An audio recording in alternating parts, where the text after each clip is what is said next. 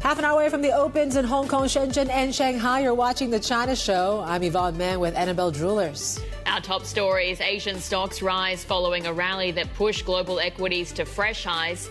Japan's key inflation gauge accelerating ahead of today's BOJ decision.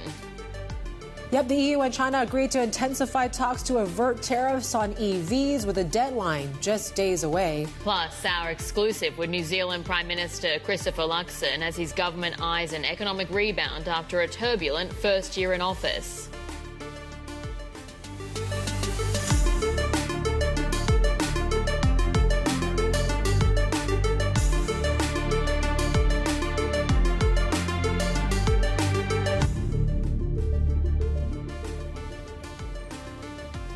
All right, kicking off with some breaking news here today. We've just had China pushing out its loan prime rate decisions here. This is commercial banks keeping their LPRs unchanged for a second month. So the last time we had a reduction was back in July, but the one-year LPR, so that's the benchmark for commercial loans, unchanged at 3.35%.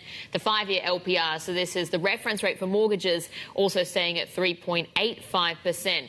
There is, of course, that expectation we're going to get further easing from the PBOC, but our Bloomberg economics team is saying that probably they just want to avoid a little bit moving immediately after the Fed as well early this week. Yeah, certainly they have a bit of a more of a window now given that massive cut that we saw from the Fed this week, and certainly we'll see how that plays out. Look at the currency, 706.66. We're talking about the offshore and onshore rate now are basically having the highest levels that we've seen since March or May, I should say, of 2023. So certainly that strength in the currency is one thing we're looking at here today. Here's how we're wrapping up the week after that Fed meeting, which it took about a day for us to digest, but really it seems like the bulls are very well in control here right now. Can the party continue is certainly one key question here. You already have U.S. futures slightly on the back foot this morning, but Asian stocks, there you go, we're up some 1%. And looks like we're set to really see one of the best weeks in Asian stocks, I believe, in about a month or so.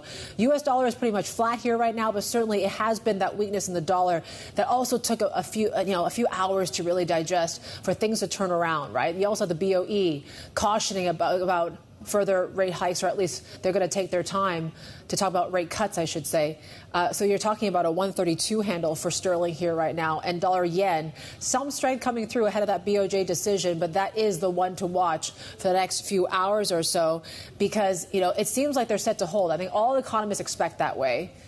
But the messaging is going to be very important, just given how some have criticized the communication after their first rate hike in July. So you have the likes of Bank of America saying, look, the sell-off in dollar yen is a bit overdone. We could rebound to 150 levels, just given where this yen rally has gone so far. Also, keep in mind, we're watching risk assets, right? So everything from oil to gold actually was doing quite well. We're stabilizing a little bit, but you take a look at how risk assets are doing. Copper also back to levels that we've seen in mid-July or so. Bitcoin had a pretty field day yesterday. I think we're up some 4%, stabilizing a little bit here right now. The Bloomberg Asia Dollar Index, so FX currencies in this part of the region, we're at 14-month highs here right now. The Thai baht is certainly one we're watching very closely. I think we're set for the biggest quarterly gain for that currency since the Asian financial crisis. So EM is definitely catching a bit here and continuing on with this global rally that we've seen. You take a look at how China and that setup is. Nasdaq Golden Dragon had a field day. We were up about 4%. EV certainly was the driver of all that. And yesterday was a pretty decent session, right? The CSI 300 actually jumped the most this month. I think it was about 0.8%, but still, that seems to be a sizable gain on the prospect of more stimulus. 204 for your Chinese 10-year yield. We did see yields back up just a little bit, but still, we're tracking that currency, 706.93, Bill. Yeah, and as you said, really that focus in the markets today is coming down to this expectation that the Fed is going to be able to engineer a soft landing, but also not just the Fed in focus. We've got the BOJ, as you were mentioning there as well. And let's get to Tokyo now and bring in Sherry Allen, co-anchor of the Asia Trade. And Sherry, I guess it's not so much the expectation of around what the BOJ does for cuts today. It's really that story of the guidance and when we can expect to see the next reduction. Yeah, especially as Yvonne mentioned, we saw the incredible volatility from the July rate hike. Also, we saw the volatility in the Japanese yen plunging after commentary from BOJ Governor Ueda back in April. So right now, we're not necessarily expecting any moves when it comes to the rate, but we are expecting to hear more about the guidance on how they move forward from here. So far, we have heard from several board members already coming out, leaning a bit more hawkish, really keeping up the rhetoric that the next move will be tightening. The question today will be when. When is that tightening and rate hike going to come? Is it going to be October? Is it going to be December? More than half of the economists surveyed by Bloomberg expect that the next rate hike will come in December. However, Bloomberg Economics thinks it could come as early as October. And the reason being that we have hotter wages, hotter prices, not to mention that the last time during Black Monday, and I'm not talking about Black Monday, August 5th, when we, of course, had the Nikkei plunge, but I'm talking about Black Monday back in the 1980s. The BOJ hesitated to move because we saw volatility in the markets, which they're really focusing on right now. But since they didn't move, we also got that asset bubble. And in retrospect, a little bit of criticism for the BOJ about not moving back then.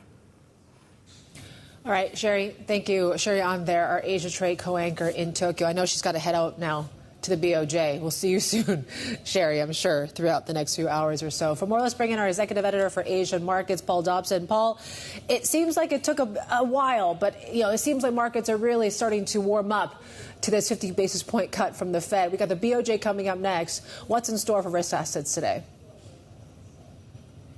Yeah, well, it certainly still feels like more positivity so far today, Yvonne. As you said, we didn't get that positive reaction immediately in the US trading session after the Fed, but we did have it coming through quite strongly by the end of our day yesterday already. Big gains across the region, as you were talking about in your wrap at the start of the show. And it still seems that there's more favour there. People are sort of calculating a couple of things. One, if the US is easing, then that should be good for global growth, and so it should fuel more exports to the US and more flows of money around the world. So that's one good thing. Two, a lot of the Asian central banks have been holding their own interest rates particularly high because they were worried that the strong dollar was going to really pummel their currencies. So they held interest rates higher than they maybe wanted to, just in order to keep the currency under control. Now the Fed is starting to ease. That's bringing down the dollar, and that gives them breathing space in turn, so they can start to think about cutting interest rates, or even as we saw with Indonesia the other day, get out ahead of the Fed and start with their own cuts. And that is a boost for the economy, of course. And so that's one of the other reasons that we're seeing the stocks rally. And then there's a third dimension, which is this sort of general trend for people moving into riskier corners of the market, thinking that a lot of the big tech, for example, is already well priced, and looking for where there's cheaper assets around, and a lot of them are in Asia, of course. And Paul, moving into sort of those more riskier corners of the market, does that also include Chinese equities? We had a really great day for the Golden Dragon Index, for instance, overnight, but you've still got, of course, the ongoing economic issues.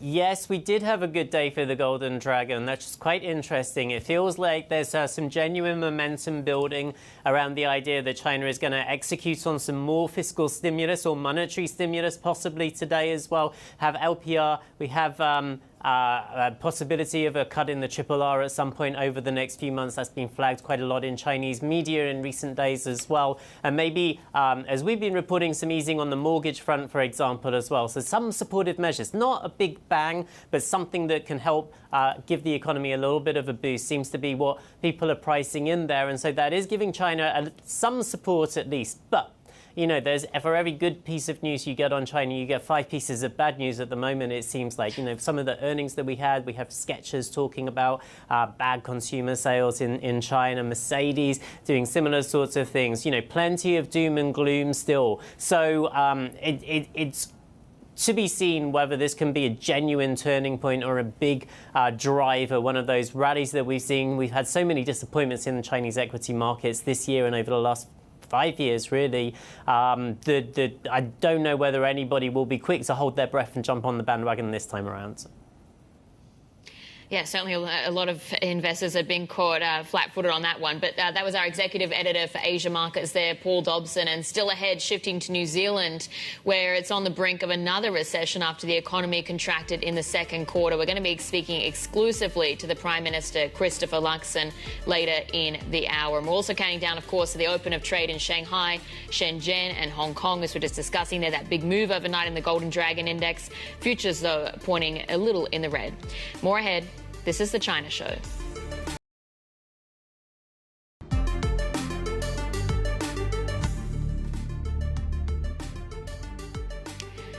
All right, really big decision of central bank decisions, a big week rather of central bank decisions being, of course, led by the Fed. And we got that 50 basis point cut. Traders had really been split. Will we see 25, a half-point reduction, and ultimately 50 basis points coming through, setting the stage for a lot of traders out there saying that basically right now we're sort of looking at a soft landing. That could be possible. But, of course, lots across the emerging markets as well. We had decisions in Indonesia, South Africa, both reductions coming through there. Brazil holding rates, but sort of delivering a bit of a hawkish decision instead. So traders still pricing in further reductions. We also notably had decisions out of Brazil, Taiwan, of course, Norway. I mean, it's been a really big week overall. It's interesting that you're not seeing this sort of synchronized easing cycle, right? I think that's sort of the conclusion of all this. Yes, you're seeing the Fed finally join in the likes of some of the big DM central banks, but you're still talking about inflation dynamics in Brazil, for example, Taiwan talking about raising that triple R, I should say, because of the hot property market. So it does show things are going in all different directions. But then again, it seems like banks are also not too clear about what the Fed's going to do next after this 50 basis point cut, right? Yeah, Goldman Sachs just hours after that decision saying they're going to see a whole long string of cuts moving forward, all the way from 25 basis points at every meeting from November to June. JPMorgan, who actually called that 50 basis point cut for September, they're still thinking 50 for November too. Yeah, that's right. Well, let's get more on that now with our next guest, of course. Yep. Our Goldman Sachs Vice Chairman, Rob Kaplan. Of course, Robert is also a former Dallas Fed president, and he joins us here this evening. Rob, it's always great to have you on. You said that 50 basis points was going to be the right move for the Fed for September. Do you have more confidence now that the Fed may have stuck a soft landing?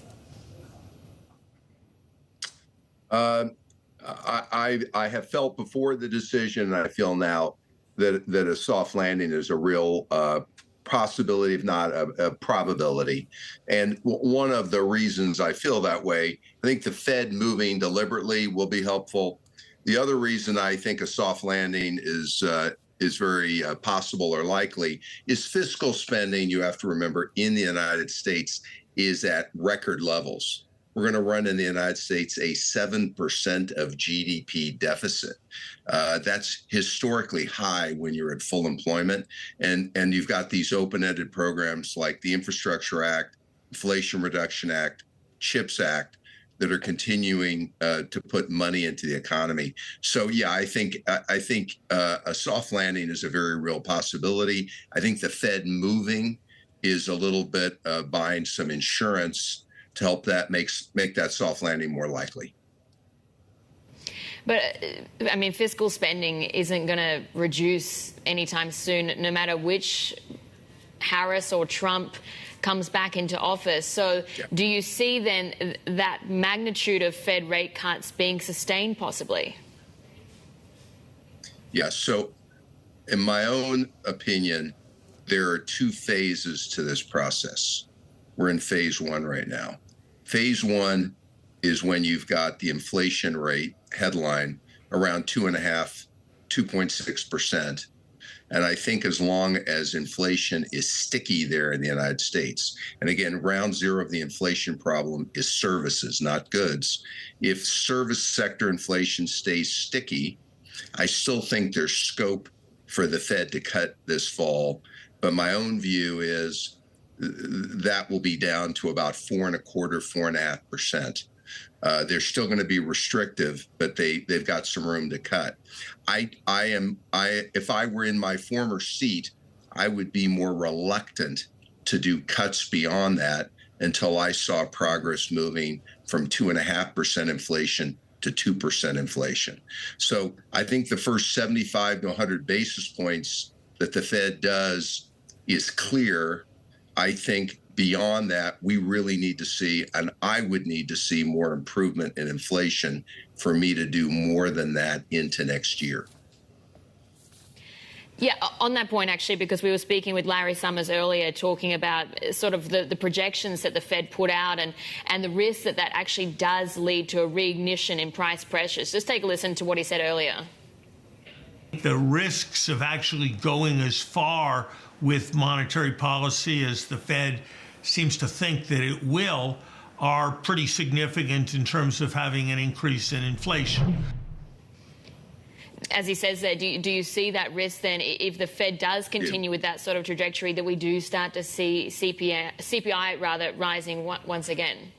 Yeah, I'd be concerned about that if I were at the Fed. So there's the dot plot, what Fed participants put in for this year and next year, and then there's what they actually do. The dot plot is not a commitment. And I can tell you, again, if I were sitting in my previous seat, I would feel that the current Fed funds rate before yesterday at 5.25, 5.5 was higher than it needed to be at this level to fight inflation. But again, I could be comfortable getting to 4.25, 4.5. That means, in my book, we're still at least 100 basis points restrictive, and we need to see more improvement in inflation. So I think that moves beyond the first 75 to 100 basis points. I include yesterday's 50 in that. I think moves beyond that. For me, I would be very, very careful and very vigilant. And I think the Fed will be ultimately, whatever the dot plot says, and they'll take it one meeting at a time. What did you make of the messaging from Jay Powell, Rob? Because it seems like he was saying this is more about a recalibration of policy, a normalization, and really dispelling that narrative out there that the Fed is behind the curve, versus what could have happened with a 50 basis point cut is setting panic to these markets that maybe the Fed knows more than what we know about where the economy is going. Did you think that he did enough to reassure the market? I agreed with the messaging. I think he said what he needed to say, which is we were a little bit late. You know, probably didn't want to say those words, but the reality is they may feel they're a little late. Maybe they could have started in July. Let's get caught up a bit. Let's be on our front foot. However, from here, we're going to take it one meeting at a time. Don't expect as significant action in future meetings, and we're going to be very vigilant to see how the economy unfolds. And yeah, he made it clear it wasn't that we saw some undue weakness. We just thought we needed an adjustment from the level we were at, and we can still do our jobs being 50 basis points lower, but don't expect this magnitude of action from here. And I think that was exactly the right message. On the mandate of the Fed, because of course it's got two different priorities. It's not just about bringing down inflation or controlling inflation. It's also that labor story as well. So Powell was saying that, you know, the time is now to really support the labor market before we start to see those layoffs coming through. But what's your assessment right now? I think the labor market is weakening, but the whole idea, we wanted it to weaken. Again, as I mentioned, ground zero of the inflation issue is services. The key to services is wages. We needed a rebalancing and a cooling of the labor market. We are seeing that cooling. Then the issue is, do we see too much cooling? Does the unemployment rate continue to tick up? And I think what the Fed is saying, we've seen the cooling we wanted to see. We don't want the job market to weaken meaningfully further from here. And my own view is, I think we're seeing a rebalancing. I don't see the labor market falling out of bed. I don't talk to many companies who are thinking about significant or meaningful layoffs. I do think, though, we're seeing a rebalancing, and so that's what I see going on here. And I think the 50 basis points cuts helps reduce the probability, doesn't eliminate it, that you're going to see more significant labor market weakness. Again, if the labor market does weaken further in the next couple of months, the Fed's got the ammunition to do somewhat more, but I don't think they're going to prejudge that. They're going to see how it unfolds. Rob, it's great to have you back on the program. Rob Kaplan there, Goldman Sachs Vice Chairman and former Dallas Fed President, joining us here this evening. You take a look at the reference rate coming through here at 706.44, pretty much bang in line with what traders were expecting here today. But obviously, we've been tracking the strength in the currency, which continues today, 24 hours after that Fed decision. And you're talking about renminbi that is now at the strongest we've seen since May of last year. So 706.62 levels here this morning. This is Bloomberg.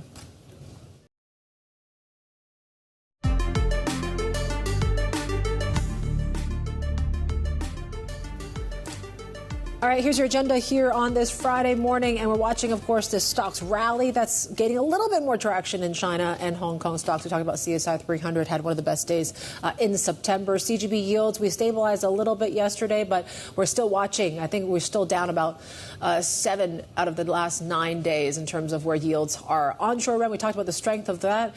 These China-EU talks, which really sent EV stocks flying overnight in the U.S. So certainly watching how they intensified these discussions to avoid possibly these tariffs in the EU. We talked about those meetings in Beijing with U.S. officials, and we have inflation numbers coming out of Hong Kong a little bit later on. Keep in mind the bottom of your screen there, 7-day repo rates. So we're talking about these borrowing costs between banks at a 2-month high. So still talking about how tight liquidity might be at the moment, Belle. Yeah, and of course, looking ahead to the market open today, it's fairly mixed so far, but not too much movement really at this point in time either. That story, of course, as you were mentioning, we had one of the best days for Chinese equities yesterday. We're getting that sense that we're going to need to see, or we will see, further easing from the PBOC perhaps later this year, early next year as well. Although, of course, we just had those LPR decisions at the top of this hour. No change in the 1 year, the 5 year, very much as had been expected. But some of the stocks as well that we're focusing in on. Yep, we talked about EVs. We'll see how they translate here in the Hong Kong session. It's a mixed picture so far, but you still see the likes of NIO, XPeng up some 2%. This is all, we talked about these EU-China talks that seem to be heading into the right direction, at least in China is concerned. They're saying, look, committed to reaching a mutual acceptable solution. We got the open coming up next. This is Bloomberg.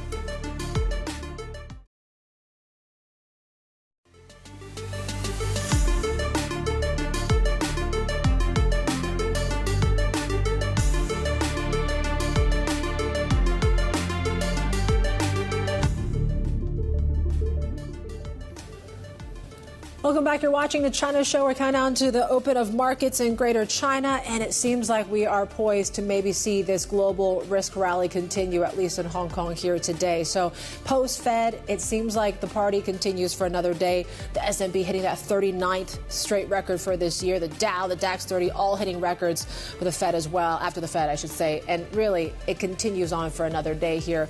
How long this can build is certainly one big question, Belle. Yeah, one big question, of course, as we were just saying earlier, investors have really been caught a lot of times by thinking that now was the time we'd actually start to see Chinese stocks recovering and making a firmer recovery. But could that be tested once again? Because we had a great day overnight for the Golden Dragon Index. This morning in the session so far, we had seen futures indicating for a lower open for mainland equities. And indeed, the CSI 300 at the start of the day just fractionally under pressure so far. Again, that story is really building around this expectation that we're going to see further stimulus, perhaps toward the end of this year, early next. But that is certainly seeming to be warranted in the data that we're continuing to see coming out, because we really haven't seen any significant bright spots just yet building in the Chinese economy. What else is to note, if you just change on now, take a look at what's happening in Hong Kong, is certainly that Fed story as well, because overnight, as you said, it was US equities hitting yet another record high. We've had this expectation building across asset classes that we're going to see the Fed really engineering a soft landing for the economy. Today, the Hang Seng tracking just fractionally higher here. The Hang Seng Tech Index fairly flat so far. To note is some of the movers in focus. So Chinese banks, of course, property names as well. Banks-wise, we actually just saw Chinese lenders maintaining their benchmark lending rates for September. So policymakers choosing to hold off any further monetary stimulus. Again, financial institutions, we've really seen them struggling with record low profit margins.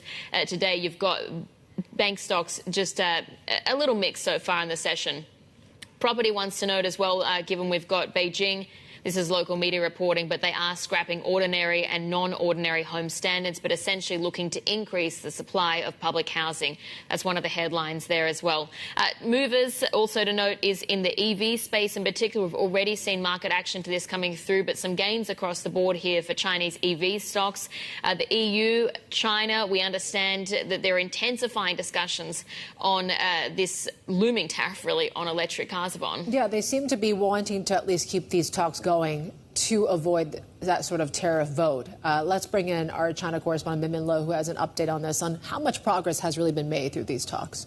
Yeah, so as you know, the Chinese Commerce Minister Wang Wentao was on this whirlwind trip in Europe. He was in Germany and then Italy and then Brussels. So he met with the European Commission's Trade Commissioner Valdis Dombrovskis. There wasn't a breakthrough in averting those tariffs, but all is not lost. They're agreeing to intensify talks. And we're also hearing from Politico, who quoted 3 government sources saying that the September 25th vote is likely to be delayed, perhaps to September 30th, slight delay there, but the Chinese Commerce Minister is saying that he will negotiate until the very last minute. Now, we last heard that Chinese companies had offered to provide a price floor on these cars sold in Europe to address the issue of Chinese cars being overly cheap, but the European Commission had rejected that proposal. But it looks like that now that is back on the table, both sides agreeing to relook at this price undertaking to control the volumes and prices of cars sold in Europe. And we know that Wang Wentao also met with some car makers in Brussels as well. So he's on the one hand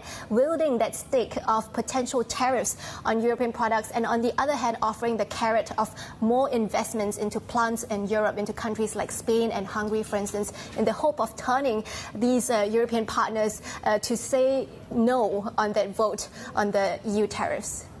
All right, that was our China correspondent there, Min Lo. Of course, EV stocks are higher today, but one of the stocks we're also tracking is Midea this morning. Given we had that Hong Kong listing earlier this week, really great start for the company. Today, though, the stock is actually just a little bit in the red so far.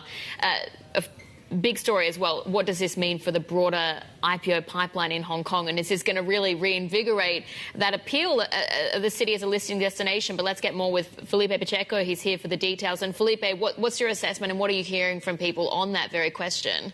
Belle, I think it's fair to say you mentioned that the stock is slightly down today, but I think it doesn't hurt the 17% performance, positive performance that we saw since Tuesday. Very good week for this company to come to market. Very meaningful deal for Hong Kong. We're talking about $4 billion.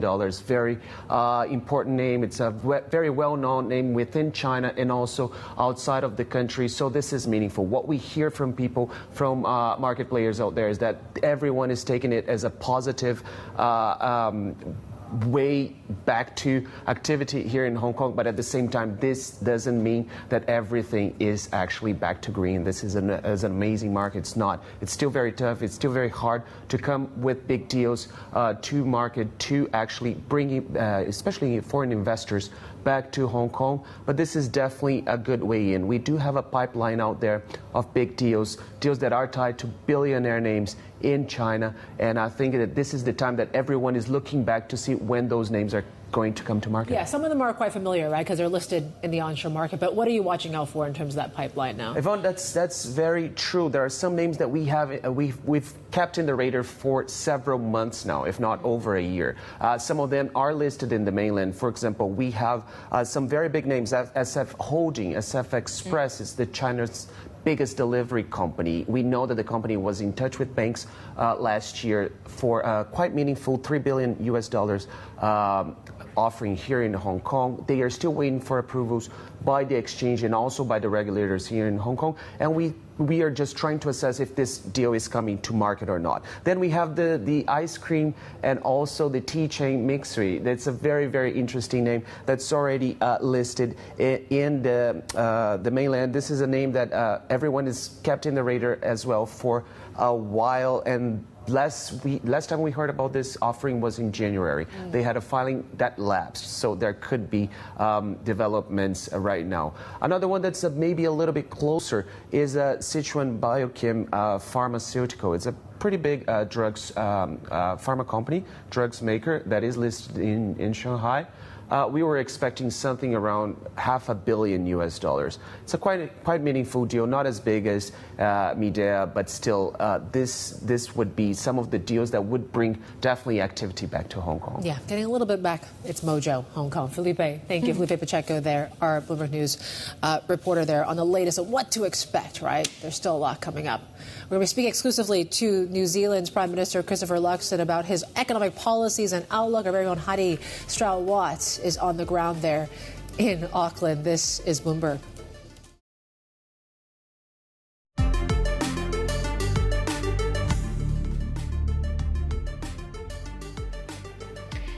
All right, taking a look at how New Zealand assets are faring this morning. You're seeing equities a little under pressure here. The Kiwi dollar fairly flat so far, but we actually do see the Kiwi on track for its biggest weekly gain in a month. There is that backdrop, of course, of what has been rising stocks, commodity prices, of course, playing into the story as well.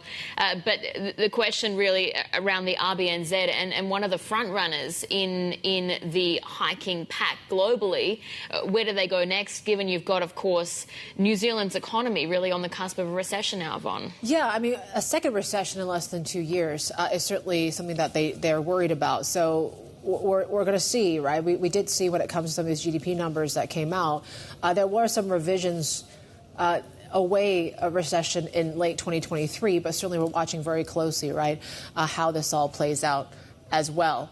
Broadly speaking, though, I mean, this is an economy, as you mentioned, that has been sort of the leader in terms of where they go with rates and stuff. The Fed certainly is the key question now that we have kind of joined in on this global easing cycle. That does that open the door for many central banks to do the same is certainly one question. Like broader markets, though, markets are liking this whole idea. I mean, we take a look at how not just this New Zealand market, but really Australia, you're seeing basically at record highs the ASX 200.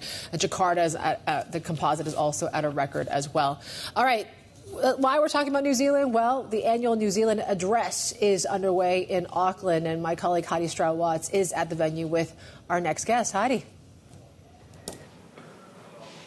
Yes, joining us exclusively, Yvonne and Bell, is the New Zealand Prime Minister, Christopher Luxon. Prime Minister, really great to see you again. Good to be with you. And, of course, you know, we last spoke just sort of a couple of months into your government sort of taking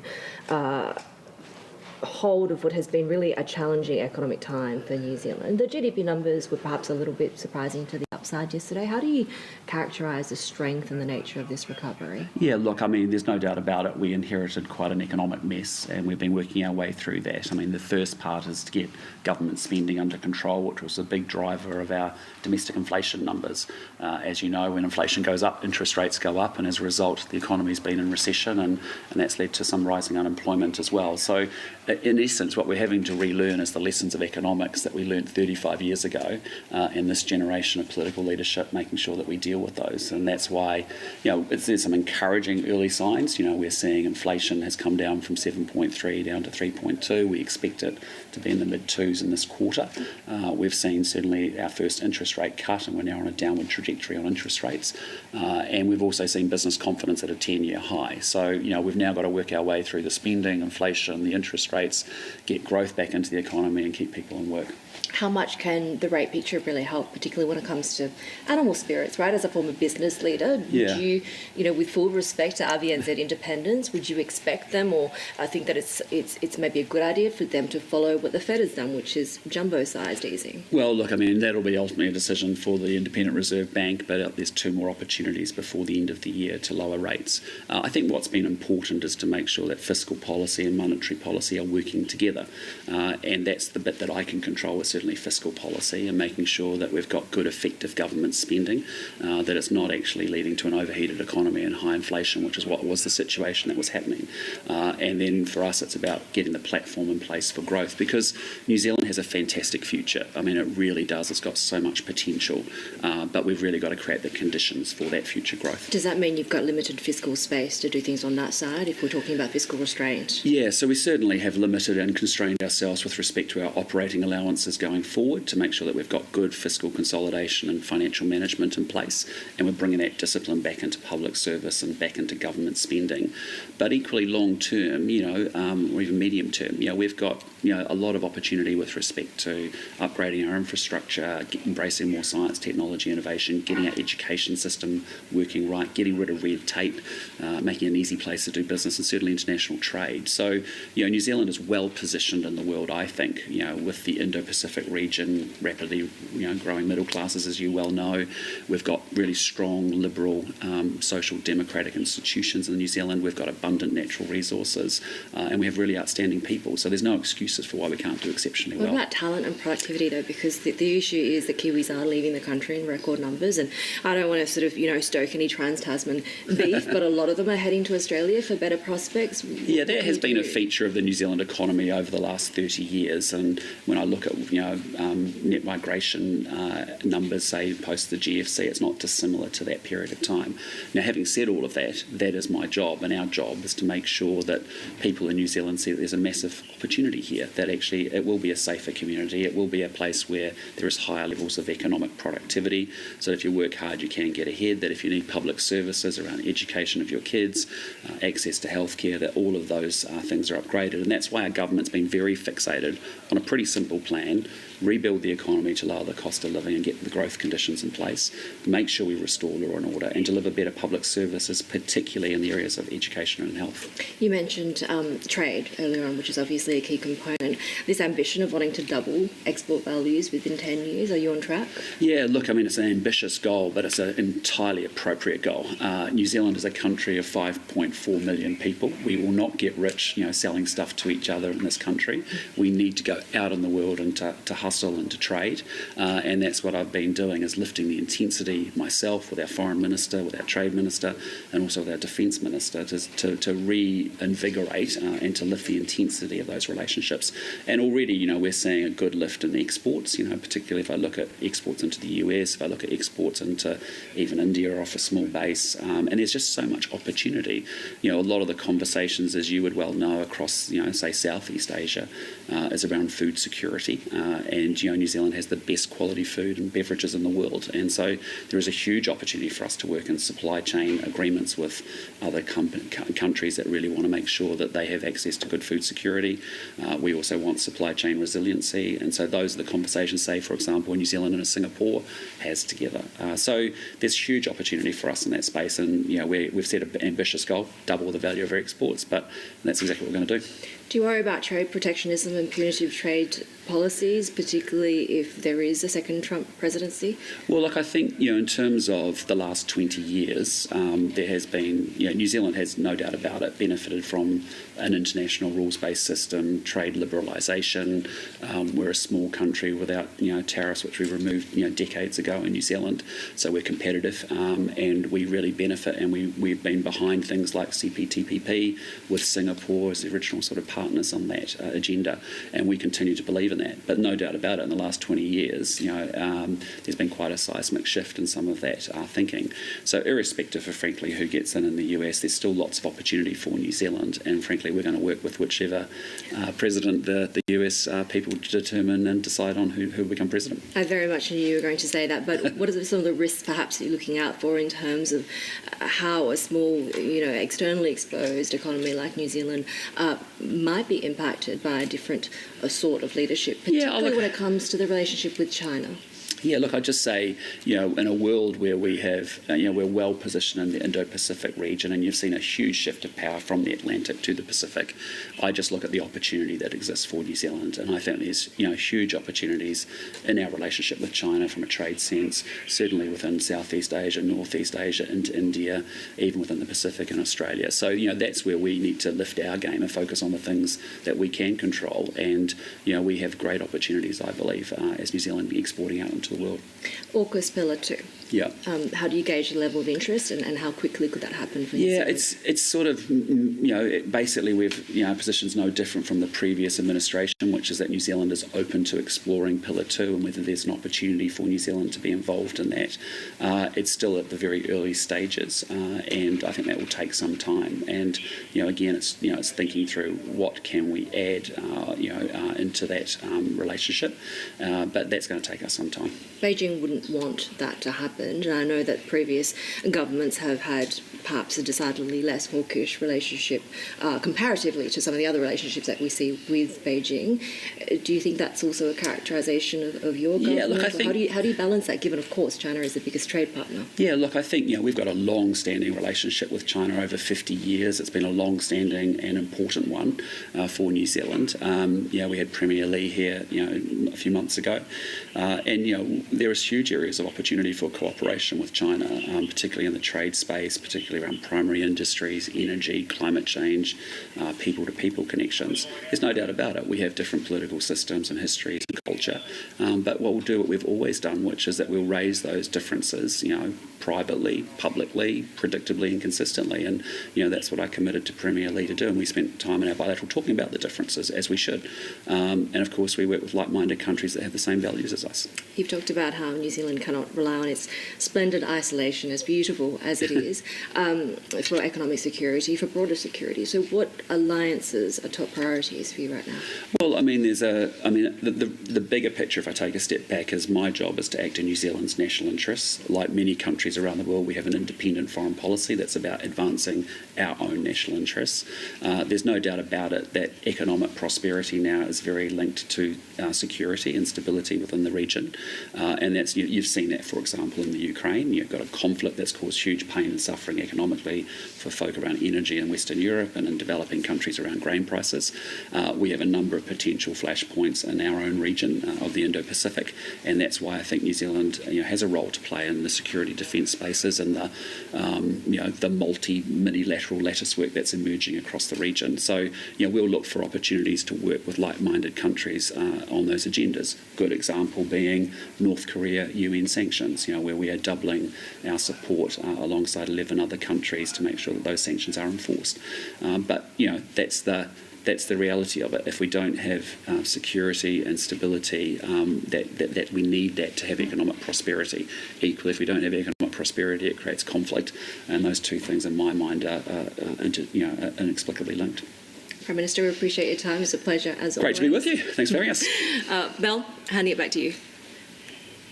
Thanks, Heidi. That was Heidi Stroud-Watts there with Christopher Luxon, the New Zealand Prime Minister. Great interview, of course, talking about security outlook, policy, opportunities with the US election as well. But if you're a Bloomberg subscriber, you can catch up on all of that interview by using our interactive function, TV Go. There you can also join the conversation by sending instant messages to our team and our guests during our live programming. So check it out at TV Go. This is Bloomberg.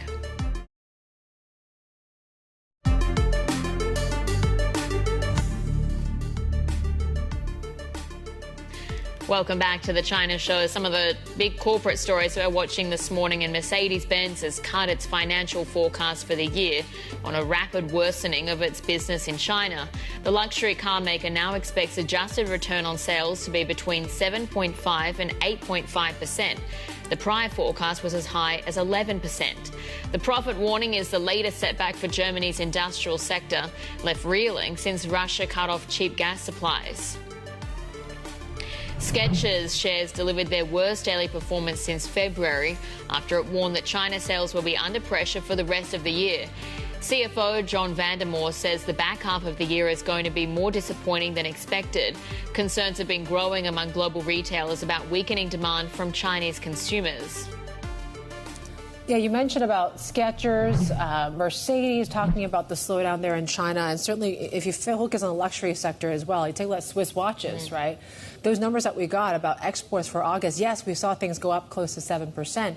But really, you take a look at the former number 2, number 3 markets, China and Hong Kong, that's where you're seeing that drag, and really goes to show where this consumption story is really going. So China, we saw exports fall some 6% year on year.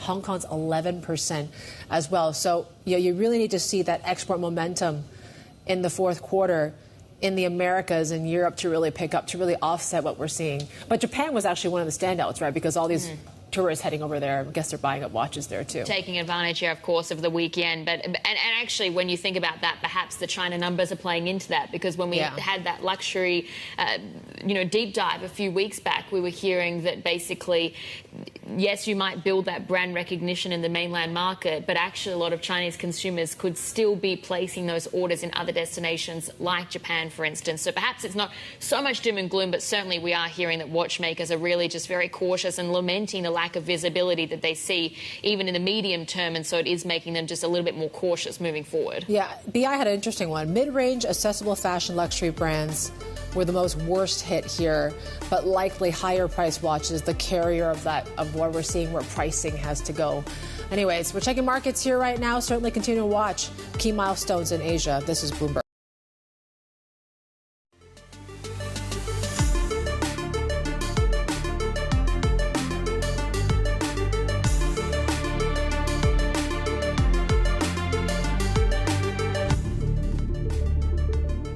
I expect that he will be very cautious given the volatility that we've seen in August and in fact even this in September with the yen. I don't believe that they're likely to move every meeting or justified in doing so. The BOJ thankfully can afford to withdraw stimulus in a very slow and measured manner. BOJ's strategy is very gradual rate hike rather than rapid rate hike, because the consecutive rate hike is a little bit actually damaging to the economy. By December, BOJ can get more confidence about the trend rise in wages, and also the wage increase is translating into inflation as well. As long as we have the wage growth like 3% year-on-year base, BOJ could downplay actually the inflation and consumption side, because once we have enough wage growth, actually consumption and inflation could follow eventually. There you go. Some of our guests speaking ahead of that BOJ decision. A live look outside of Tokyo here right now. Welcome back to the China Show. We're outside the BOJ decision, which could come at really any time. The meeting itself might not be a big event, but really it comes down to that afternoon press briefing from the Governor Ueda on really with the messaging, the guidance here on where they see the trajectory of rates moving forward, Bill. Yeah, certainly a lot of different economists that we're surveying are expecting a reduction in the coming months. Bloomberg economics team is saying... You mean? What am I saying? I'm glad it's Friday. But a hike as soon as October, that's what our Bloomberg economics team is saying. Others are saying December could be possible. But that's certainly, yes, the guidance that we get is going to be really key to listen out for later today. Markets-wise, it's sort of a day two reaction to the Fed decision as well. We're seeing really a sense of euphoria, some are saying, taking hold here today. So we've got the STIs in Singapore, ASX 200, hitting record highs here, or STI actually its high since 2007, but the ASX 200 all-time high, and it is that rally that had been extending. Actually, it's sort of tapering out perhaps a little bit so far as we head into the early trade in the session. But we are, of course, getting that reaction coming through to this expectation perhaps this real soft landing could be coming through. But broadly, we've got the benchmark up around 1.2% so far in the session. Yeah, so you're seeing basically stocks are still catching that bid post-Fed, and that it seems like that's where the momentum is going here right now. As you say, we're paring back a little bit in terms of where U.S. futures go. Jakarta, though, that's also hit a record yesterday. We're paring back there, seeing about 1% declines here at the open today. But it really comes down to what the BOJ is going to do next. Let's bring in our Asia trade co-anchor Sherry on. She is outside the BOJ headquarters right now. Sherry, it doesn't seem like we're going to hear too much from the BOJ here this time around after this massive jumbo cut from the Fed. But how important is the messaging going to be today? Yeah, we are not expecting any changes when it comes to the rate. We have seen really signaling coming from Governor Ueda, not to mention other BOJ board members, about the fact that they need to keep watching financial markets volatility and the implications of that for the inflation outlook. But you said it is the messaging, right? Remember what happened when Governor Ueda played down the yen's weakness back in April. We had the yen plunging. Then in July, he went the opposite direction, voicing concern about the yen's strength and also the yen's weakness, and also signaling more rate hikes to come. And then the yen surged, and that led to really that massive unwinding of yen carry trades, not to mention, of course, the plunge in the Nikkei as well. But we will continue to watch what the signaling is, because more than half of the economists surveyed by Bloomberg expect the first rate hike to come in December. That would be the third already this year. Bloomberg Economics, as you guys have been talking about, expects it as early as October because of hotter wages and hotter prices. And also a little bit of a takeaway historically from lessons that we've learned, perhaps not from the Black Monday in August 5th, but Black Monday in 1987 when the BOJ hesitated to act, and that contributed to that asset bubble burst. Yeah, actually, Sherry, on that point, let's bring in from our Bloomberg Economics team, Taro Kimura, senior Japan economist. And Taro, is that why you're thinking that the BOJ is likely to hike in October as opposed to later this year, that risk that they end up repeating those mistakes from the early 80s? My bottom line is, barring the history lessons, the bottom line for the Bank of Japan is saying current interest rate is too low, and it's too low from the neutral rate, which is too stimulative, and the economy is in good shape. So why don't we just tweak the policy interest rate incrementally? And remember in July, once in October, July post-decision press conference, once Ueda mentioned the 25 basis point hike is not a big deal. And I think that in the baseline, the BOJ still thinks it's a very incremental rate hike, and in vacuum it won't spook the economy and the markets. And actually, BOJ doesn't say we want hike in October. It's what the market says, and it's what the market points to December. So therefore, if the BOJ still wants to do that in October, I think Ueda will tune up his rate hike cycle in the post-decision presser, and I think he will do.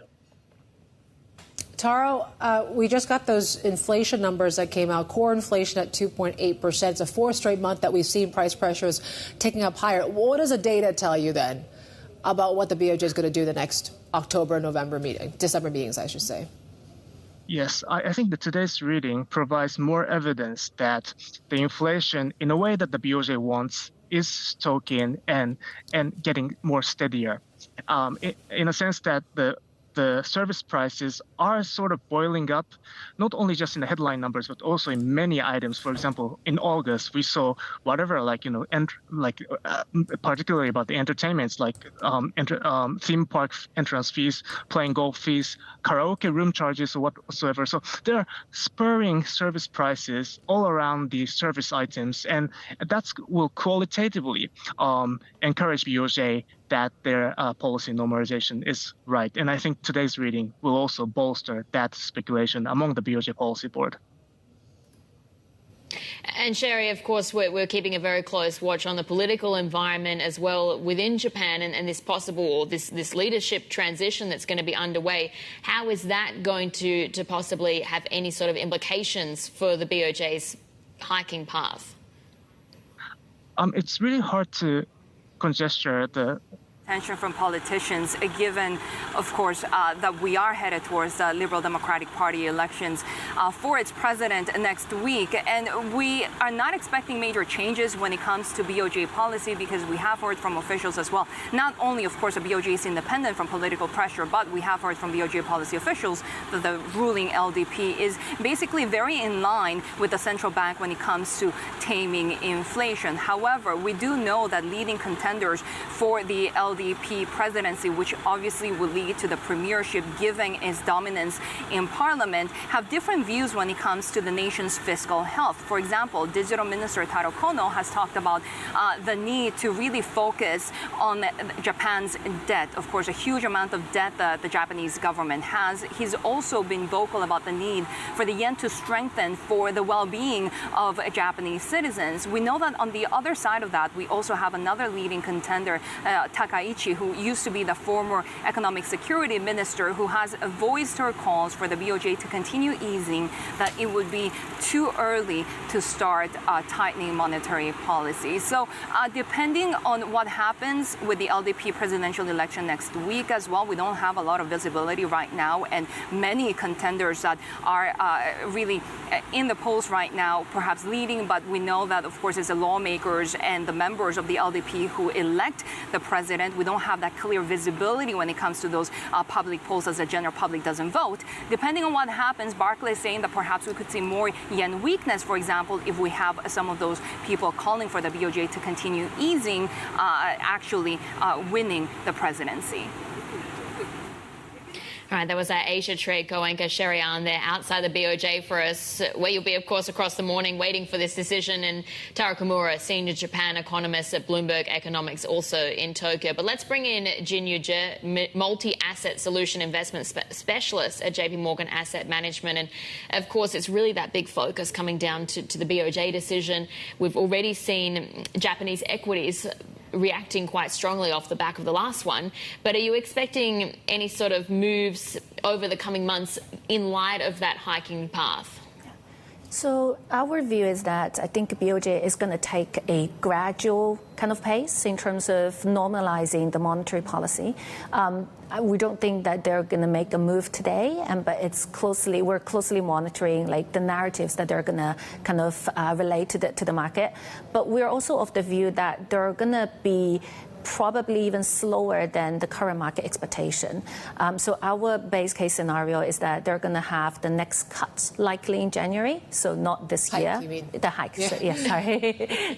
And then the next one is probably second half of next year. Okay. Some have said that what we saw back in August was a clear indication that the yen is such a big factor in how Japanese equities have performed. It's not just about a reflation story. I mean, do you agree with that sort of statement, or do you think that this, the fact that we're seeing corporate governance, all that could still lead to Japanese equities to rally next year? Yeah. So we actually think Japan is potentially going to benefit from a number of factors. I think the reflationary environment is probably the key factor driving Japan, continue to have the potential upside. If you look at, all the economic data and the wage numbers coming through, I think it's very clear the virtuous cycle is continuing. But also when you look at the mix of the Japanese market, it does have, a quarter of the market is more cyclical in nature. So a global recovery where soft landing is, essentially kind of taking place, that really, provides a strong background for Japan equity. And indeed, that's really what markets are sort of trading off for investors right now, is this expectation that we're going to see a soft landing being engineered by the Fed. But do you see any sort of risk to that outlook as well? Yeah. So we are also of the view that, the Fed jumbo cut is, increasing the market confidence in terms of soft landing, which has been our base case scenario. I think there are a number of reasons why, the Fed's move, as well as other central banks, continuing the easing cycle, is giving us the confidence. It's not so much about, the Fed move is kind of setting a new target where there is a greater upside from now. It's really about, Fed standing very committed to, providing that I'll say the put or the backstop, really limiting the downside. So that's why when we look at the potential asset class returns, there is a lot of asymmetry in the asset class returns. And that's why, we're not really rushing to add more risk at the moment, but we're maintaining the risk, and the confidence in that view is actually increasing. Where are you seeing that asymmetry? Is it that I look at stocks that continue to carry on and go to record highs? I look at gold actually reaching a record high. Oil markets were doing something else just a few weeks ago. I mean, what does that sort of divergence tell you? Yeah. So I think one of the main concerns prior to, I guess, this week is that valuation is really stretched on the stock market. And I think people are of the view that going forward, if you look at the drivers of the market, it's very much coming down to earnings, right? And that the multiples are not likely to expand from the current level. But now that Fed and other, central banks alike are very much kind of committed to start the easing, that essentially limits the risk of multiples contraction from the current value. And if you look at history, we actually went through, historical cycles where Fed starts to cut but doesn't end up in the recession. there are like 3 or 4 historical periods, the valuation actually continued to expand from where Fed started to cut. It's not to say that there is a lot of upside from the current level, but we do see that, all these putting together is really providing a positive backdrop for stocks. Okay, so positive backdrop for stocks. So how do I look at risk assets then? You mentioned stocks. What other parts of the market do you think you can still chase right now? So in addition to equities, we are also having a positive view on high yield for a number of reasons. I think spreads are tight, but with the solid fundamentals and also Fed easings, we actually think that spreads can continue to tight a little bit further. And all-in yield currently above 7% is also actually quite, attractive. So putting all these together, high yield can potentially deliver, high single-digit equity-like returns, but potentially with, lower volatility. So high yield is another space that we are actually, having a positive. How should I look at treasuries and bond yields right now? I mean, people say that maybe the short end is looking a little bit rich right now. Should I expect a massive correction there? Yeah. We don't think there will be a massive correction, given that the direction of the Fed policy is actually easing. But we also agree that the current pricing is a bit rich. So we think that yield 10-year is probably will gradually edge towards 4% or even above 4%. So we currently have a neutral view on treasuries, but if 10-year goes above 4% or touch 4%, that's when we will become positive and adding to duration. Where, of course, valuations are very attractive is in the Chinese market. There is that expectation we're going to see further easing in the months ahead. Is that going to be enough to really tempt buyers back into the market? Yeah. So we currently have a neutral view on China, and I think reason being, looking at the latest numbers, still pointing to a pretty weak momentum. And I think one of the key concerns from the market is that China does have a lot of policy tools, but the policy so far has been, I would say, more reactive in nature. So markets are very much looking forward to a more aggressive easing, a more, targeting, stimulating policy. I think now that Fed is easing, I think essentially giving Chinese governments a bit more room to kind of, easing its monetary policy.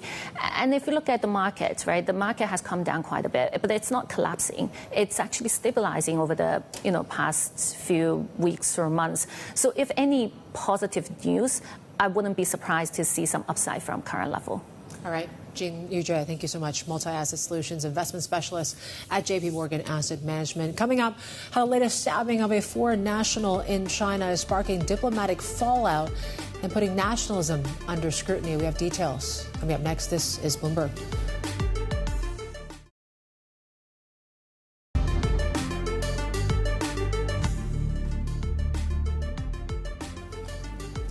We got some breaking news here right now. This is according to our sources and really talking about this potential big merger of two of the big financial groups in Taiwan. So we're talking about CTBC.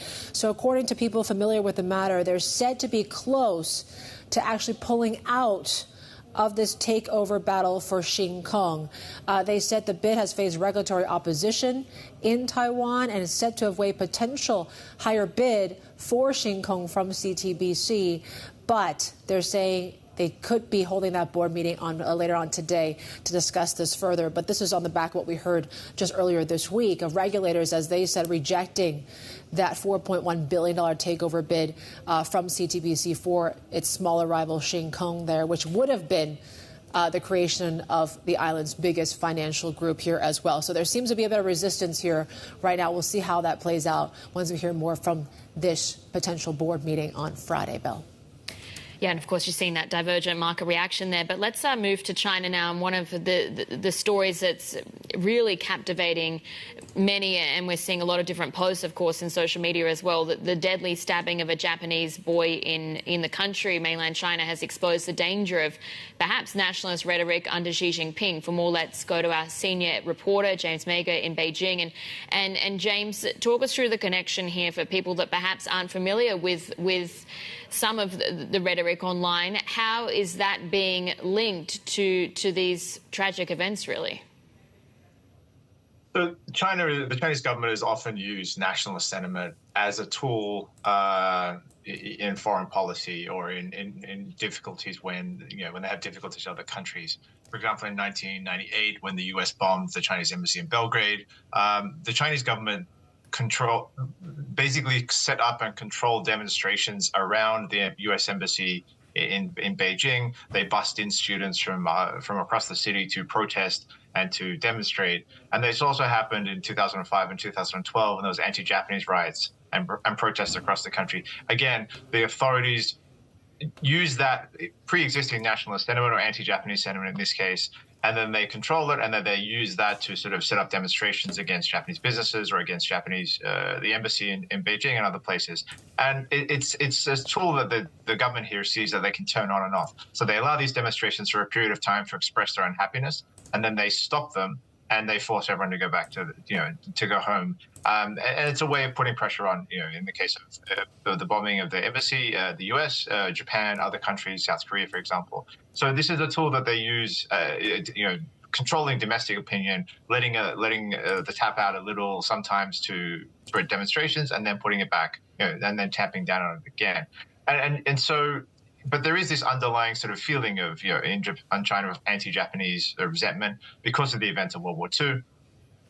And you're also seeing online some very, very, people who are very critical of Japan, who are critical of Japanese people. There's been a lot of online talk and videos about why are there Japanese schools in China? What are the Japanese people doing there? How dare they have schools in China? My children, for example, go to the Japanese school in Beijing, and there's been a lot of videos put online of that school where people are saying, here is where the Japanese school in Beijing is. Why is it here? Why do we allow these people to have a school? And so there's this sort of underlying anti-Japanese and anti-foreigner sentiment in some cases, which the government tries to use in sort of bilateral disputes. And in this situation, in this case, this year, in this stabbing now and then the stabbing earlier in the year, it seems that that's got out of control. The government is no longer able to control everyone's anti-Japanese feeling. And so people have gone off on their own, and tried to kill children. Tried to kill, in the case of Suzhou, the person tried to get onto a school bus full of Japanese school children and tried to stab them, unfortunately stabbing and killing a Chinese woman.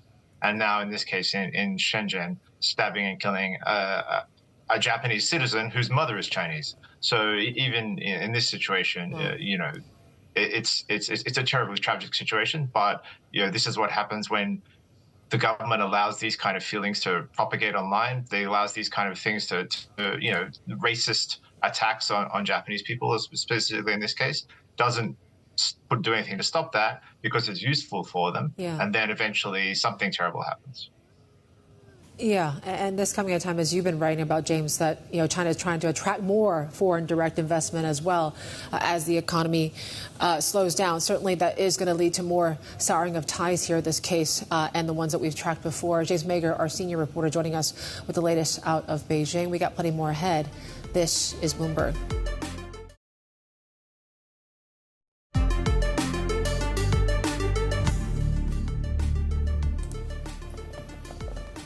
All right, checking movers here this morning. We're watching CSPC Pharma. So that stock is up some 9% here right now.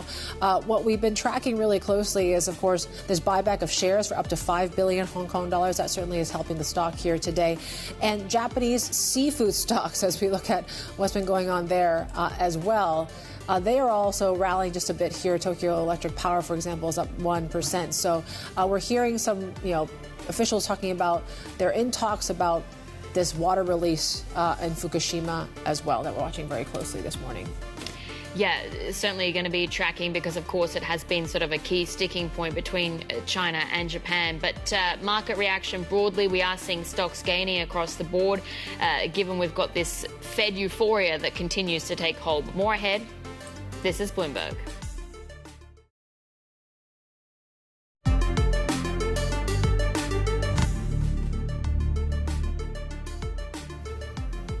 11:29 a.m. in Tokyo, live outside the BOJ, where we're just moments away from that rate decision. Unlikely to do anything, but really we're watching very closely what that presser is going to tell us about how Yuejue-san is thinking about where rate hikes are going to go. It seems like October, December, is that the possibility? What's the likelihood we could see another rate hike this year after, of course, we did see that jumbo size cut from the Fed this week as well. The yen is strengthening just a bit here, 142.44 here this morning, but certainly the whipsaw that we saw in dollar yen in the last few months or weeks is really something that may relieve some pressure for the BOJ to do anything in the foreseeable future there. And really, it continues to be this global equity rally that continues on. Japan really leading that charge. We're up some 2% for the Nikkei here this morning. Global macro movers are looking like this here. It is going to be that party that continues when it comes to risk assets here today. Do you still lean towards that risk is one big question here.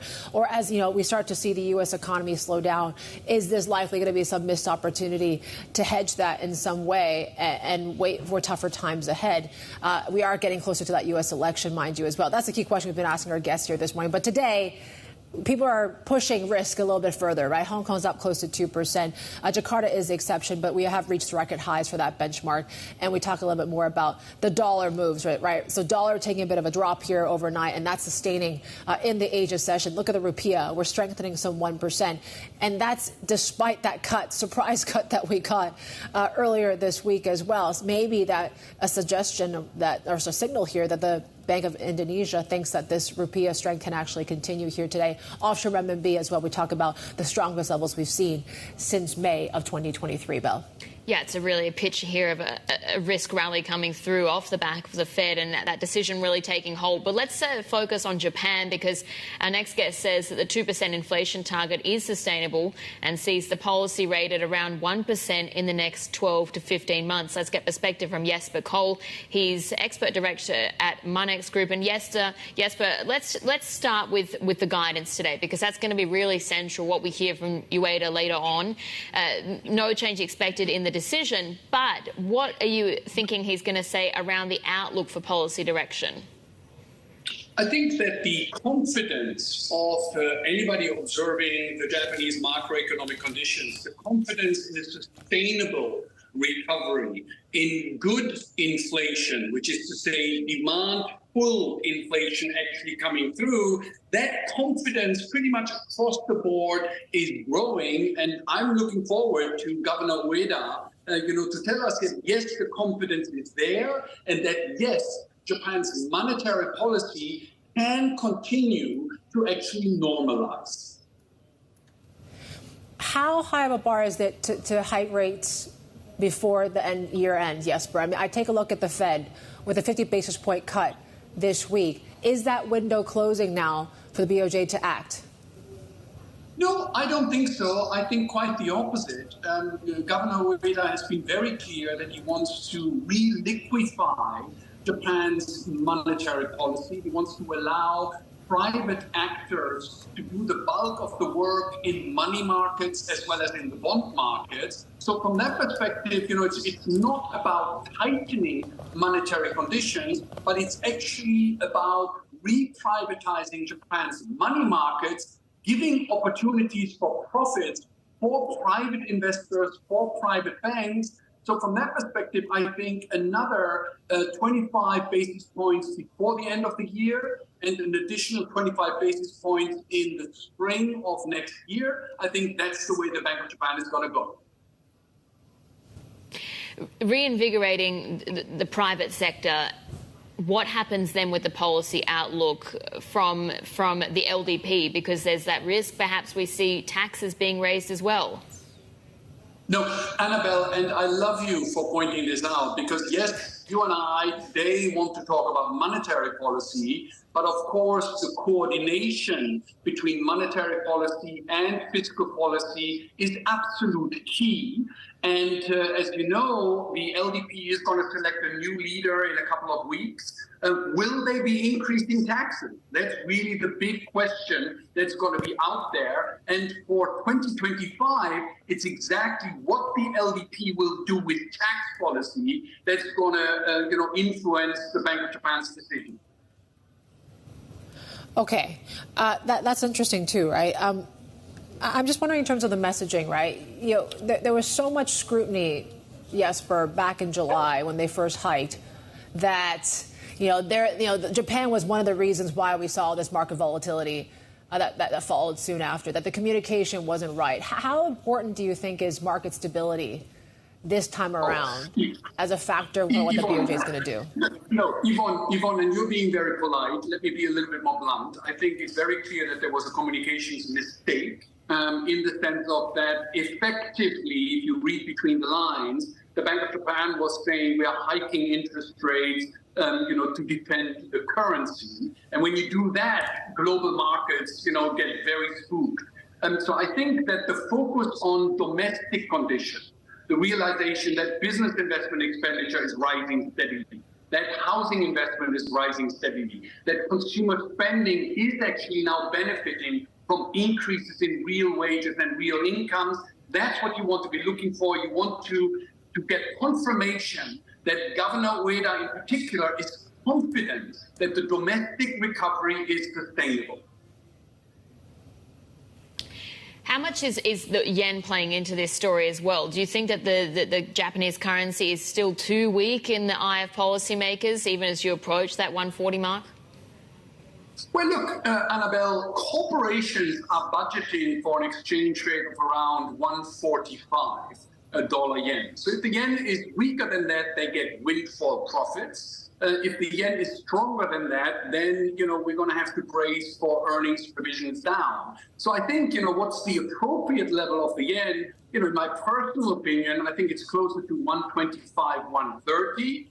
But I think as far as policymakers are concerned, the big focus is not so much the level, but it's the volatility. And the good news is that, so far, after the big cut by the Federal Reserve, volatility in yen-dollar has stayed very calm. I think today's decision by the Bank of Japan is not going to add to volatility. So I think that, a gradual strengthening of the Japanese currency over the next 12 to 15 months is a very good baseline scenario to have.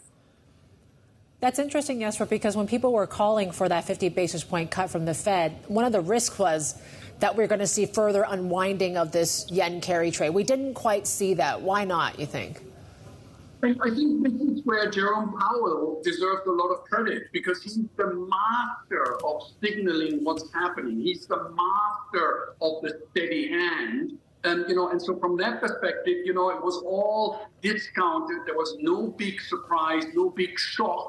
And particularly the signaling by the Federal Reserve in the aftermath, in the various press conferences and commentaries, very clear that this is a big cut to buy insurance, but this is not going to be a race to the bottom, because for all intents and purposes, several of the American indicators on the economy remain very, very strong. So it's not a panic, well signaled, and as a result of that, global markets move on and focus on real assets. And that's what you're seeing in Asia Pacific in particular, because the outlook for stock investments, for real estate investment in Japan, in Asia Pacific is still very, very strong.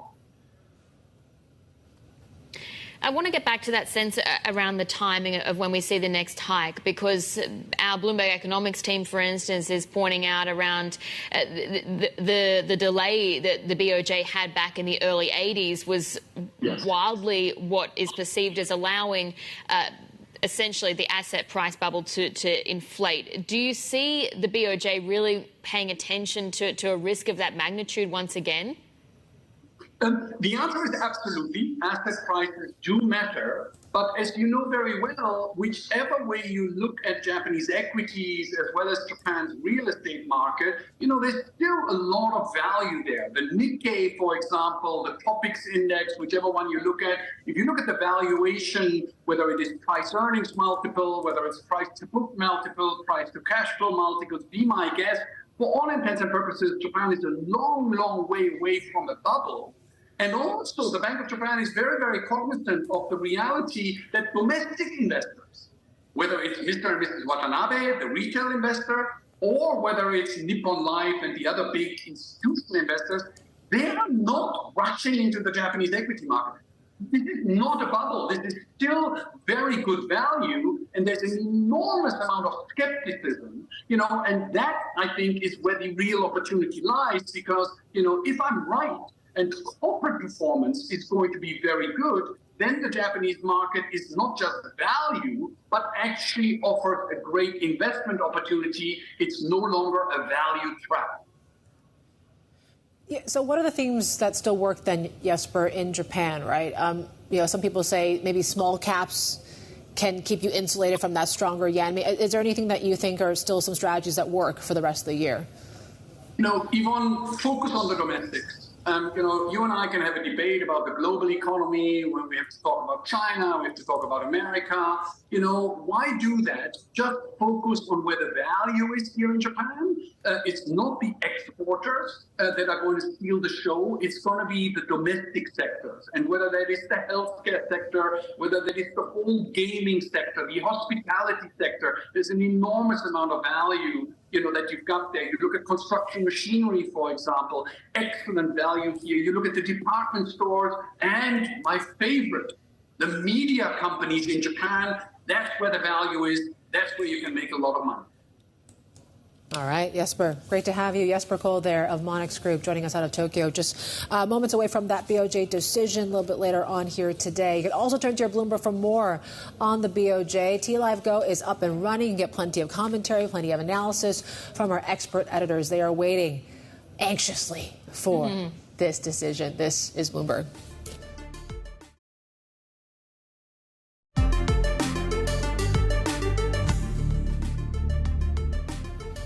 All right, we're checking China EV stocks here this morning, and take a look at that. We're seeing quite a bit of a rally here this morning. XPeng, look, 10% gains on the back of what we've been hearing between these U.S., or I should say EU and China talks. It looks like they're trying to at least intensify these discussions to avoid that tariff vote. And, of course, that deadline is looming here right now. Let's bring in our China correspondent, Min Lo, about what have we seen so far from these talks?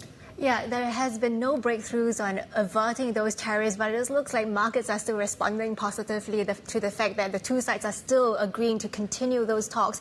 The Chinese Commerce Minister Wang Wentao has been on a whirlwind trip to Europe. He was in Italy and Germany and Brussels. He had a very high-profile meeting with the European Commission's Trade Commissioner Valdis Dombrovskis, and the two sides are now apparently going to relook at price undertakings. Now, previously, Chinese companies had offered to put a price floor on these cars that are being sold in Europe to address the concerns about Chinese car makers undercutting local prices. And the EC had initially rejected that proposal, but looks like it's now back on the table. The two sides looking at putting controls on the volume and prices of cars. Now, initially the vote was going to be on September 25, but we're hearing that maybe that might be delayed a little bit, although the final tariffs are still supposed to kick in November. So the clock is ticking. We're about 1 week away until these talks will have to conclude, and we'll see how the final vote goes.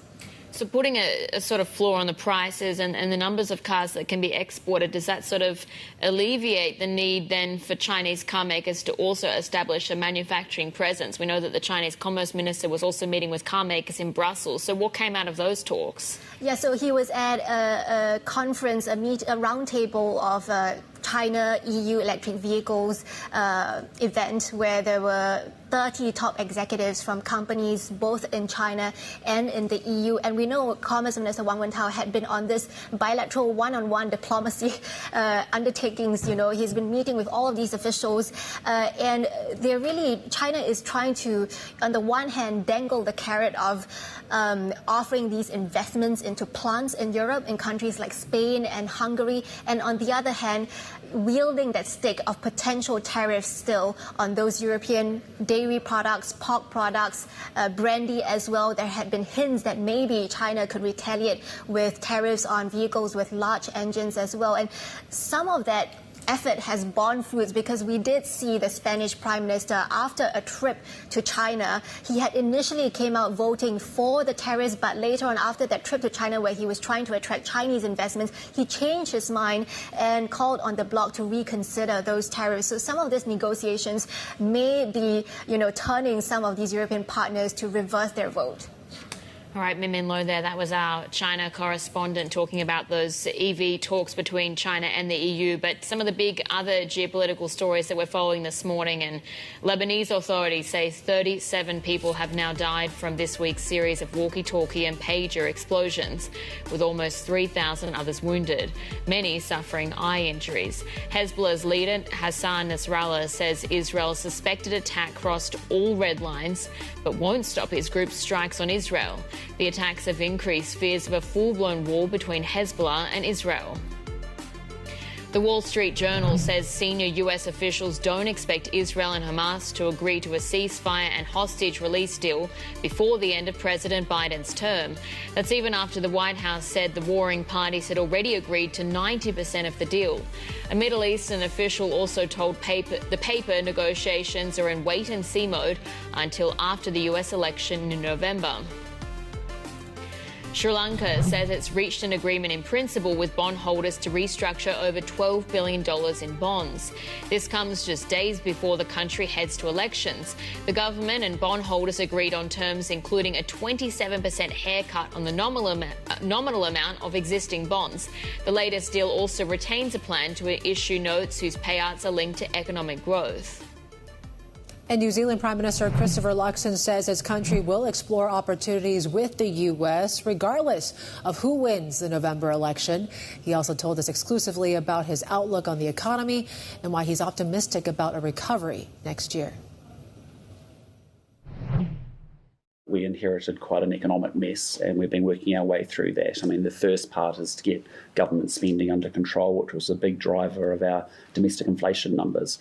As you know, when inflation goes up, interest rates go up, and as a result, the economy's been in recession, and that's led to some rising unemployment as well. So, in essence, what we're having to relearn is the lessons of economics that we learned 35 years ago, and this generation of political leadership making sure that we deal with those. And that's why, there's some encouraging early signs. We're seeing inflation has come down from 7.3 down to 3.2. We expect it to be in the mid-twos in this quarter.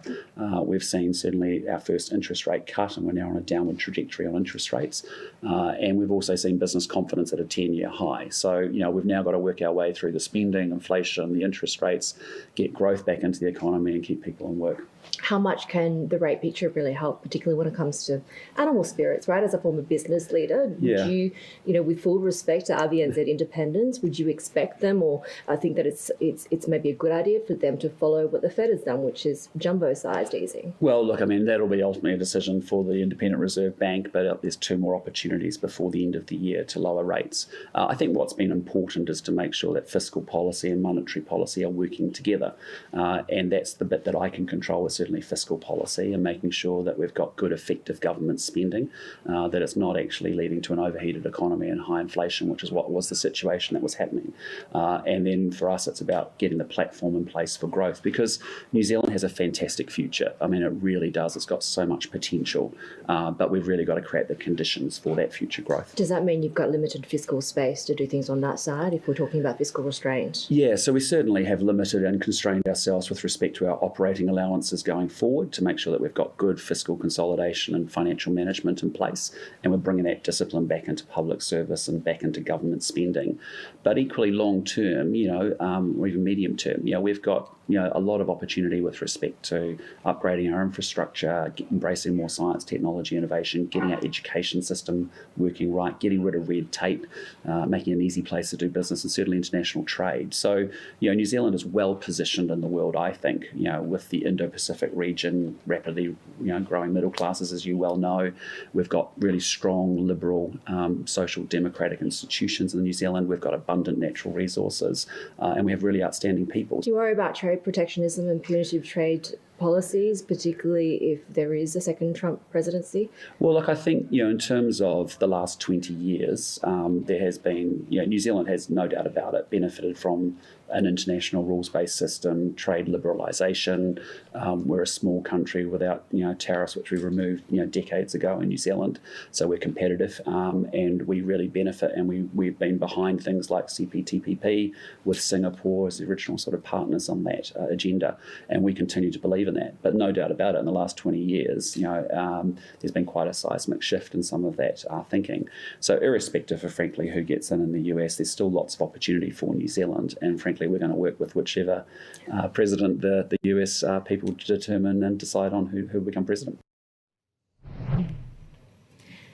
That was the New Zealand Prime Minister, Christopher Luxon, speaking exclusively with our Asia Trade co-anchor, Heidi Stroud-Watts in Auckland. And if you're a Bloomberg subscriber, you can catch up with all of our interviews by using our interactive function, TV Go.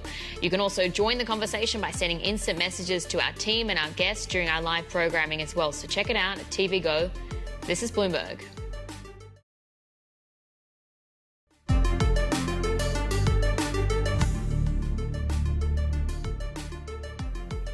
All right, we just got that BOJ decision, and yeah, it's coming a little bit early this morning here. We'll take a look when it comes to what they're saying. So keeping rates unchanged at 0.25%. So certainly that was what all economists were expecting here today. Coming out from the statement, though, we'll see if this actually moves markets. So you're taking a look. They need to watch the impact of market moves on the economy, on inflation. They remain high uncertainties when it comes to economic activity and prices, and Japan economy likely to keep growing above that potential rate as well. What else are you watching, Belle? Well, we're also getting some more lines coming through as to what they're paying attention to, the financial, the FX markets. Of course, we had that huge market reaction. We had that hike back in July, really unwinding a lot of that yen carry trade, or part of it, against the back of the Fed. So perhaps also played into the caution, but really that key focus on what do we get out of that press conference later today from Yuejue, and what is signaled in terms of the outlook for rates. Are we going to see something as soon as October, like our Bloomberg economics team is seeing, or a hike possibly later this year? But certainly most economists are seeing something by the first quarter of 2025. But you can see there, unanimous rate decision, 9-0. So no dissenters this time around. Again, could be expected given we got it so early, which tells us that everyone's in accordance, basically. Yeah, that they didn't do anything. So usually that's when we know that decision should come earlier than expected. They're also talking about some of the yen movements. So the FX is more likely to affect prices than in the past. So still talking about what that yen weakness could do to stoke inflation. That certainly is one thing that they're paying attention to. Must pay attention to financial and forex markets. We talk about the communication mistake that Jesper Koll mentioned about from Monex Group just a few moments ago. They really are trying to avoid that this time around, especially after the Fed did cut by 50 basis points as well. Talk a little bit more inflation now. In the statement, underlying inflation expected to increase gradually. And they also raised their assessment on consumer spending. So it seems like they are looking a little bit more positively on the economy, so to speak. Their financial conditions have also been accommodative. This is not really moving the market too much, but there is some weakening for the yen here right now. It all comes down to pressure, as Belle had mentioned here. Let's bring in Sherry on. She is live on the ground outside the BOJ. Sherry, your takeaways from this statement so far? It's really interesting that they talked about raising the assessment on consumer spending. Of course, consumer spending has been a big issue here in Japan. Are we seeing cost-push inflation, which is prices rising because of the weakness of the yen? Or are we actually seeing a strong recovery and a sustainable recovery? The BOJ is saying that they're raising the assessment of consumer spending, that the underlying inflation is expected to increase gradually. Of course, we have the core CPI numbers this morning as well, growth of 2.8% year on year. We're talking about those core CPI numbers staying above the BOJ's 2% target for more than 2 years already. But of course, we are still seeing high uncertainties around economic activity and also prices, and the Bank of Japan being very careful on that assessment of the Japanese economy. So not surprising that they've kept the rate steady at 0.25% as economists had expected for this meeting. The question is, when will they hike next? Because for this meeting, they were really signaling that they were focusing on financial market stability. But where do they go from here? I mean, more than half of the economists surveyed by Bloomberg expect the next hike to be in December. Bloomberg Economics expects it as early as October, and all to do with, of course, really the trajectory of inflation in this country. The BOJ is saying that they see prices in line with its goal in the latter projection period. And remember, This was sort of an indication that we got from a BOJ board member already. BOJ board member Tamura talking about seeing the need to keep raising rates around that 1% level by the latter half of their projection. And that would be from October next year through March of 2027, which is the BOJ's current projection period. So we'll continue to watch the developments around Governor Ueda. Of course, we know that the press conference is coming up, and how he manages to signal to the markets when the tightening will happen will be key on the direction of the Japanese yen. Yeah, and I do want to, we can get to the outlook in just a moment, but I do want to focus in on that market reaction, because we haven't really seen too much movement in equities or the Japanese yen leading up to this decision, given it was very much expected by economists. What are traders seeing around this, and does it influence their thinking around Japanese equities at all, or the currency? Yeah, I mean, the Japanese yen has been very volatile, right? I mean, we saw the surge after the July 31st unexpected rate hike for the second time coming from the BOJ, and that more hawkish tone that Governor Ueda took. After that, it's been really about the Federal Reserve, because for the past couple of days, we have seen renewed weakness on the Japanese yen. What are we talking about? The 142, 143 level, to do with the fact that the Fed came out not only with that outsized 50 basis point rate cut, but the signal that the future rate cuts and easing would not necessarily be of that size. So you got a little bit of pressure on the Japanese yen. But when it came to the stock market reaction, of course, this quarter, the yen is still headed for one of its best quarters in years. We're talking about the best performing currency this quarter among major economies in the G10. What that has meant is that we have seen more strength for perhaps smaller caps towards more domestically focused stocks already. Even growth stocks really outpacing the gains that we saw on the topics of the Nikkei. Now, what it means for JGB yields will also be a focus, because we have seen yields rising the past couple of days. Of course, really a projection of the BOJ continuing its tightening pace, but still, we are hearing from analysts that we're not at those levels yet when the BOJ is really pricing in, that the markets are not necessarily pricing in more tightening for this year. We're talking about the 10-year yield still holding at around that 1-month lows. So this is one aspect of the markets that we'll have to continue watching as well.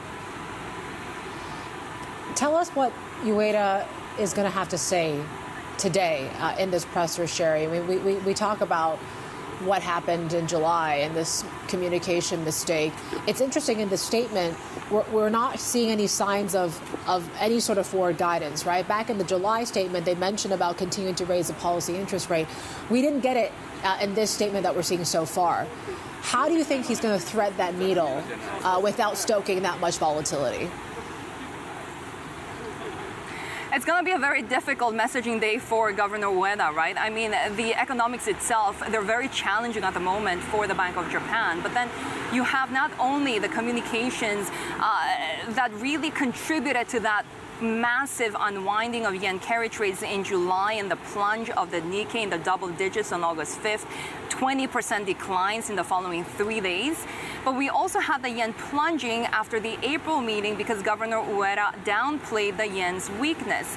So it will be a very difficult signaling day for Governor Ueda to come in the afternoon. But really, investors will be watching closely what it means for the pace of tightening going forward, because so far we have seen from BOJ board members coming out and talking about the need to focus on financial market volatility and how that impacts the inflation outlook. So we want to hear more on that, what that means for where prices go from here. We are now seeing in the statement that the BOJ sees the prices in line with the goal in the latter projection period, that the exchange rate developments are more likely to affect prices and the medium long-term inflation expectations will rise. So it's really going to be about what he says on the inflation trajectory, but you said it, it's very tricky. We've even heard frustration, which is very rare, coming from a board member himself, Mr. Tamura, talking about how communications was really difficult at the last meeting in July, and that, of course, we have seen the market impacts globally from that.